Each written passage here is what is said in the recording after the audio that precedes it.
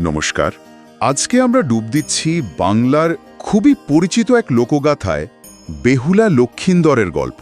হ্যাঁ, মনসামঙ্গল কাব্যের সেই অসাধারণ আখ্যান। মানে এটা শুধু একটা পুরনো দিনের গল্প নয়, বরং আজও এর প্রাসঙ্গিকতা অনেক। ঠিক। গল্পের মূল ব্যাপারটা তো অনেকেরই জানা। চাঁদ সওদাগর, শিবভক্ত ব্যবসায়ী, তিনি কিছুতেই সর্পদেবী মনসার পুজো করবেন না। হ্যাঁ, তার সেই ভয়ানক জেদ।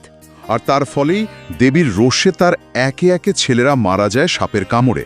শেষ ছেলে লক্ষিন্দরও লোহার বাসর ঘরেও বাঁচতে পারলেন না। বিয়ের রাতেই সেই মর্মান্তিক ঘটনা। কিন্তু গল্পটা এখানে শেষ হয় না। লক্ষিন্দরের নতুন বউ বেহুলা, তিনি স্বামীর মৃতদেহ নিয়ে ভেলায় ভাসলেন। দেবতাদের কাছে যাবেন, স্বামীকে বাঁচিয়ে আনবেন। এক অবিশ্বাস্য যাত্রা। তো আমাদের আজকের উদ্দেশ্য হলো এই গল্পের গভীরে একটু ঢোকা। এর মানে, প্রতীকী অর্থ, সাহিত্যিক দিক আর আজকের দিনে এর প্রাসঙ্গিকতা, এই সব নিয়েই কথা বলবো। দেখুন, এই গল্পে নানা প্রতীক লুকিয়ে আছে। যেমন ধরুন বেহুলা চরিত্রটা। হ্যাঁ, বেহুলা।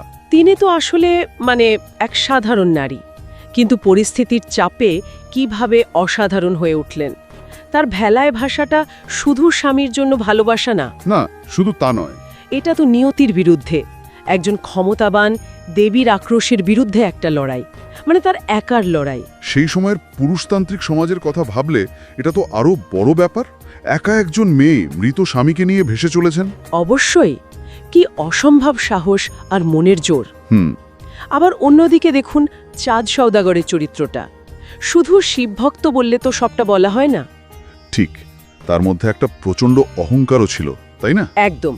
তিনি মনসাকে পাত্তা দিতেই রাজি নন, কারণ মনসা হয়তো তথাকথিত উঁচু জাতের দেবী নন। এই যে ধর্মীয় গোড়ামি আর নিজের অহংবোধ, এইটাই তো ভয়ঙ্কর পরিণতির কারণ হয়ে দাঁড়ালো। গল্পটা যেন দেখিয়ে দেয় অহংকারের ফল কি হতে পারে। আর মনসা দেবী নিজে, তিনি কি শুধুই খুব প্রতিহিংসা পরায়ণ? এটা একটু জটিল প্রশ্ন। দেখুন, পুরনো দিনের বাংলা কৃষি নির্ভর সমাজ, সাপখোপের ভয় তো লেগেই থাকতো। হ্যাঁ, জলা জঙ্গলের এলাকা। তো সর্পদেবীর পুজো চালু হওয়াটা খুব স্বাভাবিক। মনসা একদিকে সেই ভয় থেকে বাঁচানোর দেবী, রক্ষাকর্ত্রী, আবার অন্যদিকে নিজের পুজো প্রতিষ্ঠা করার জন্য তিনি সাংঘাতিক কঠোর, নির্মমও বলা চলে। তাহলে তার চরিত্রে দুটো দিকই আছে। হ্যাঁ, একদিকে তিনি লোকজীবনের দেবী, আবার তার প্রতিষ্ঠা পাওয়ার ইচ্ছেটাও প্রবল। এই যে টানা পড়েন, দৈবী আক্রোশ আর অন্যদিকে মানুষের কষ্ট, ভালোবাসা, বেদনা, এগুলোই গল্পটাকে এত জীবন্ত করেছে। এই প্রতীকী দিকগুলোর পাশাপাশি সাহিত্যেও তো এর একটা বিরাট জায়গা আছে, মঙ্গল কাব্যের ধারায়। ওহ, অবশ্যই। বাংলা সাহিত্যের মধ্যযুগে মনসামঙ্গল তো একটা স্তম্ভ। আর শুধু লেখা সাহিত্যে না, এর প্রভাব তো ছড়িয়ে পড়েছে লোক সংস্কৃতির সবখানে। সেটাই, পালাগান, যাত্রা। একদম। ভাবুন তো, কত শতাব্দী ধরে পালাগান, ভাসান যাত্রা, পটচিত্র, এসবে এই গল্প ফিরে ফিরে আসছে। এমনকি আজকের দিনে নাটক, সিনেমা, ছবিতেও। গ্রামের জীবন, বিশ্বাস অবিশ্বাস, নদী, নারীর অবস্থা, সামাজিক দ্বন্দ্ব, সবকিছুই যেন ধরা আছে এতে। হ্যাঁ, চরিত্রগুলো এত জীবন্ত, কাব্যের পাতা থেকে বেরিয়ে এসে মানুষের মুখে মুখে ফেরে। কিন্তু এত জনপ্রিয়তার পরেও কিছু সমালোচনার দিকও তো উঠে আসে, আজকের দিনে দাঁড়িয়ে যদি দেখি। তা তো আসেই। যেমন ধরুন বেহুলার চরিত্রটা। কেউ কেউ বলেন তার এত কষ্ট, এত আত্মত্যাগ, সবই তো শেষ পর্যন্ত স্বামীকে বাঁচানোর জন্য। তাকে একটা সতী নারী বা সহিষ্ণু প্রেমিকার ছাঁচে ফেলে দেওয়া হয়েছে। অনেকটা সেরকম। তার নিজের ইচ্ছে, নিজের কথা বলার জায়গাটা কোথায়?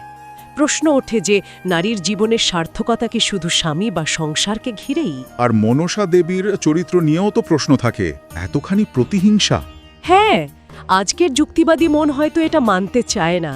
দেবীর এই ভয়ানক রূপ, নিজের পুজো আদায়ের জন্য এমন কৌশল, এটা অনেককে ধাক্কা দেয়। ভয়ের মাধ্যমে ভক্তি আদায়ের একটা চেষ্টা। আর গল্পের কাঠামোটাও দেখুন, পুরুষতান্ত্রিক প্রভাবটা বেশ স্পষ্ট। বেহুলা লড়ছেন ঠিকই, কিন্তু লড়াইটা করছেন সেই সিস্টেমের নিয়ম মেনে, দেবতাদের করুণা ভিক্ষা করে। নিজের ক্ষমতা প্রয়োগের সুযোগ কম।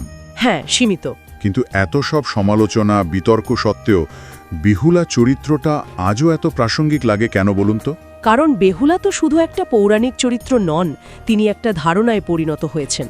তিনি হার না মানার প্রতীক।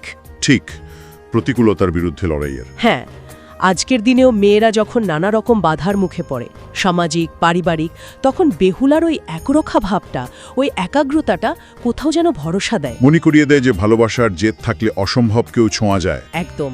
তিনি হয়তো আজকের নারী আন্দোলনের সরাসরি মুখ নন, কিন্তু সেই লড়াইয়ের আদি সুরটা তার চরিত্রে আছে।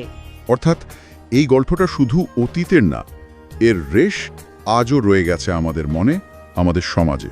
নিঃসন্দেহে এই গল্পে একসঙ্গে কত কি মিশে আছে: প্রেম, ত্যাগ, জেদ, সংঘাত, ভক্তি, ভয়, আবার মানুষের দুর্বলতা, আবার মানুষেরই অসম্ভব সহ্য ক্ষমতা। এটা শুধু লোককথা নয়, বাঙালি সমাজ মনের একটা আয়না। ঠিক, সময়ের সাথে হয়তো এর ব্যাখ্যা পাল্টেছে, কিন্তু মূল আবেদনটা, এর মানবিক দিকগুলো, সেগুলো চিরকালীন। এই আলোচনাটা শেষ করতে গিয়ে একটা প্রশ্ন মাথায় আসছে।